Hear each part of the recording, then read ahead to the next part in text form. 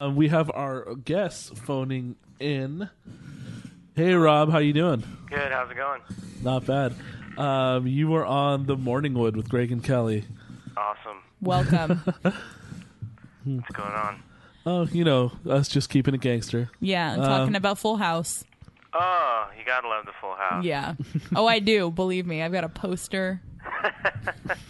I used to make fun of it, and then one day I started liking it, but now everybody knows. Yeah, that's okay. I respect that. I watched an awful lot of it. An awful lot of Full House. I could probably still recite entire episodes. Well, I related to Jesse because he's a musician. So. Yeah. Do you like Elvis? Well, you know, I like the Beatles better, but... Okay.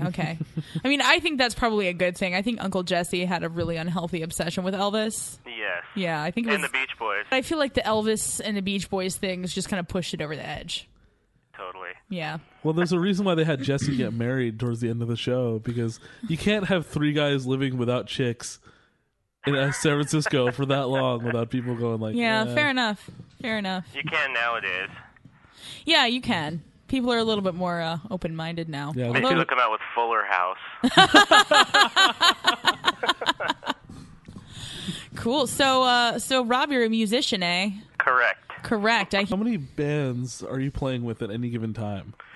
Well, the main band I work with regularly is Stompy Jones, and we do like 1940s rhythm and blues and swing music, so that kind of keeps me occupied, but I have a million projects going on. Also, there's Whack Magic, which we did the Santa Claus song, and that's a Christmas song you can hear all year round. It's about Santa Claus basically being this funky dude who like wears bell bottoms, kind of like Elvis. Yeah, it's like if Santa were Elvis.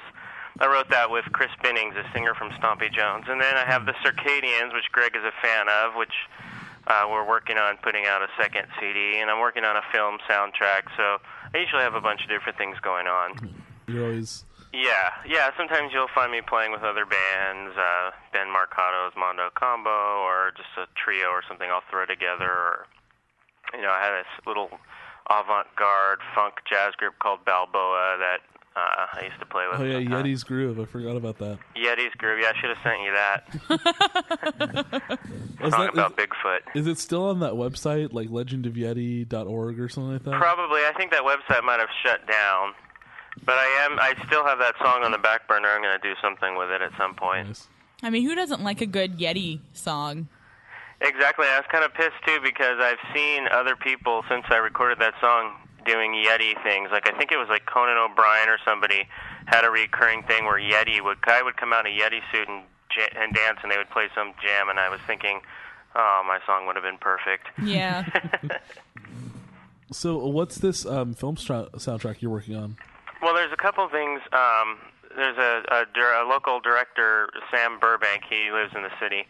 He actually makes his living doing documentaries. He works for National Geographic, and he just started doing one for Discovery. But he also did his first feature film, which hasn't been released yet, but it's called Where's My Stuff, and he asked me to co-write the soundtrack with him, so I did that, and now I'm helping him. I'm writing music for a documentary he's doing on the repairs of the Oakland Bay Bridge. So that's what I'm working on right now with him. Cool. Will we learn the origin of the S-curve?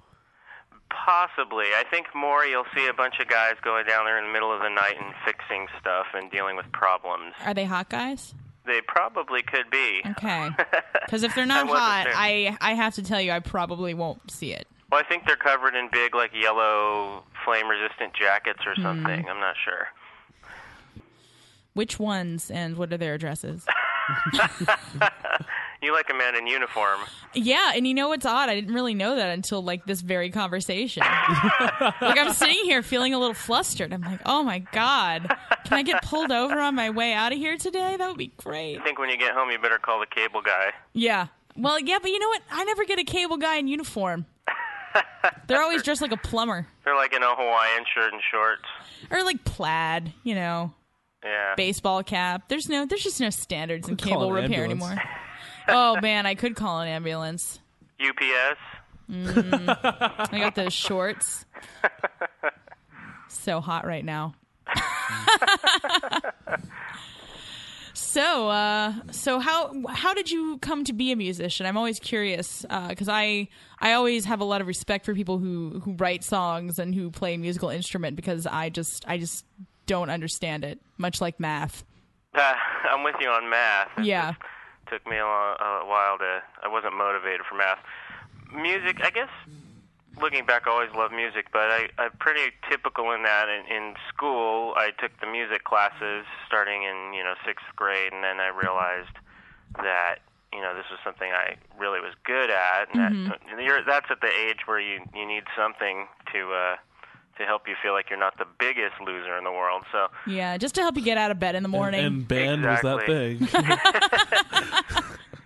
So that helped with that. And then after even just a couple years, I realized that I really loved making music and playing music, and I pretty much right off the bat started experimenting with writing little songs and stuff. And then I would say, by the time I was in 7th or 8th grade, I kind of knew, this is what I want to do. And everybody kept telling me, you can't do that, you can't do that. But when you tell a teenager that, they want to do it more. Oh, yeah. So here I am still trying to do that. Yeah, I mean, it sounds like you're doing it. Yeah, to me, working. It sounds like I always thought I'd be a retired rock star at age 21, but yeah. You can make a living in music. You just have to be creative and have tenacity and be willing to diversify the different things you do, which is what I've been doing over the years. Yeah. Writing, playing, singing, producing, whatever I can do. Very cool. One day I'm playing at Disneyland. One day I'm in Germany. The next day I'm playing at some little kid's bar mitzvah. You just never know. Sounds like a pretty good life.